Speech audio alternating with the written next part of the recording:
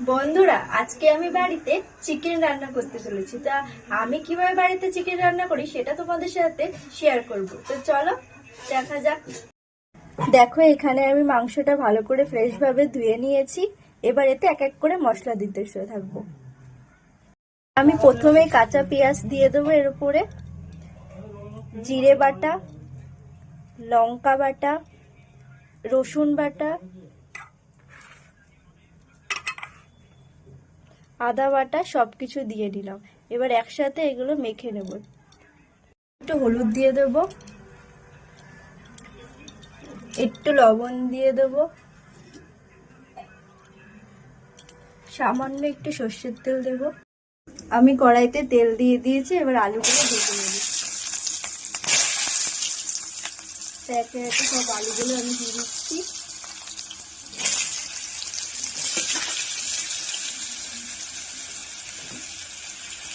একটু হলুদ দিয়ে দিই, একটু লবণ দেব, এবার এগুলো একটু হালকা হালকা ভেজে নেব। বন্ধুরা, আলুগুলো ভাজা হয়ে গেছে। এবার আমি এক এক করে আলুগুলো থালায় তুলে নেব।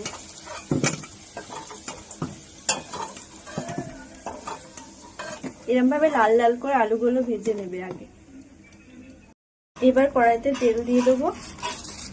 তো কড়াইতে আমি তেল দিয়ে দিয়েছি, ওতে একটু জিরে ফোড়ন দেব। জিরেটা একটু ভাজা ভাজা হয়ে গেলে আমি এতে মাংসটা দিয়ে দেব।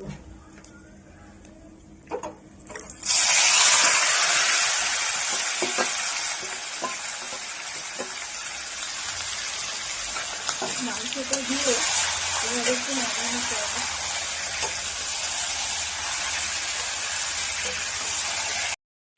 দেখো বন্ধুরা, এইভাবে কষাবে, কিন্তু গ্যাসের জোরটা সবসময় কম আছে করবে, কারণ ভালোভাবে নাই সেদ্ধ হবে না।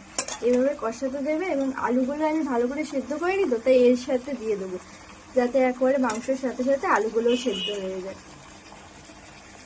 কারণ আলুগুলো আমি ভেজে নিয়েছিলাম কিন্তু ভালোভাবে সেদ্ধ হয়নি, তাই একসাথে দিয়ে সবকিছু আমি ঢাকা দিয়ে কষাতে দিয়ে দেবো। এর মধ্যে আমি কটা টমেটো কাটা দিয়ে দিলাম, দিয়ে ভালো করে নাড়িয়ে সবসময় জোর কম দিয়ে কষানোর চেষ্টা করবে, তাহলে সেদ্ধ হয়ে যায় ভালো করে। আর জোর বেশি দিলে কষানো ভালো হবে না। এরকমভাবে আমি নাড়িয়ে নিয়ে খানিক সময়ের জন্য ঢেকে রাখবো মাংসটাকে, যাতে ভালোভাবে সেদ্ধ হয়ে যায়। এভাবে ঢেকে রাখলাম জোর কম দিয়ে। হ্যাঁ, এই তো হয়ে এসছে। তো তুমি একটু কষা মাংস খেয়ে দেখে বলো যে কেমন হয়েছে। এই নাও, খেয়ে দেখো কেমন হয়েছে। তা বন্ধুরা, এদিকে আমার মাংস প্রায় কষানো হয়ে গেছে। আমি এবার এতে জল দিয়ে দেবো। দেখতে পাচ্ছি কেমন মাংস থেকে তেল ছেড়ে দিয়েছে আমার। এবার একটু গ্যাসের জোরটা বাড়িয়ে দেবো। এবার আমি এতে জল দিয়ে দেবো।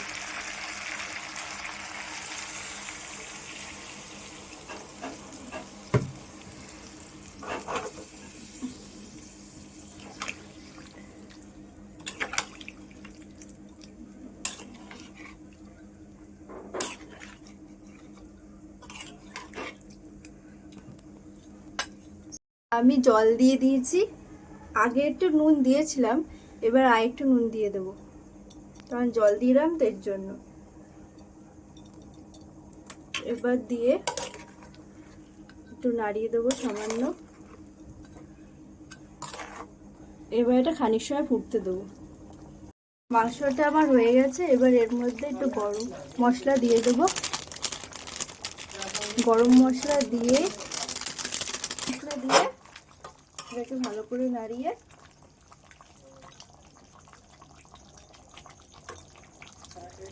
এবার এটাকে আমি নামিয়ে নেব। এবার এটার মধ্যে ঢেলে দিচ্ছি। দেখো বন্ধুরা, এখানে আমার মাংস হয়ে গেছে পুরো রেডি।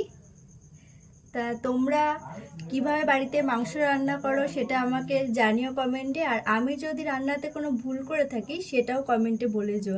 কারণ আমি রান্না পাই না, তো নতুন রান্না শিখেছি এর জন্যই।